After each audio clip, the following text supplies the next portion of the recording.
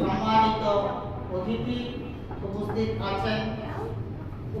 আছেন আমার প্রতিষ্ঠানের প্রিয় শিক্ষার্থীবৃন্দ, আপনারা সবাই কেমন আছেন?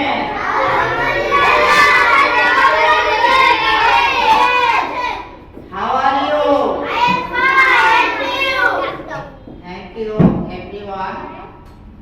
আগামী দিনে আমরা প্রত্যেকে এই সাংস্কৃতিক অনুষ্ঠানে অংশগ্রহণ করার জন্য বাসা থেকে প্রস্তুত হয়ে আসবো ইনশাআল্লাহ। সবাই বলেন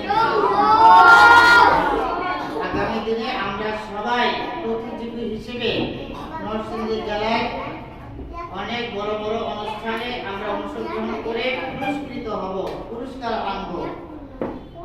সবাই রাজি আছি?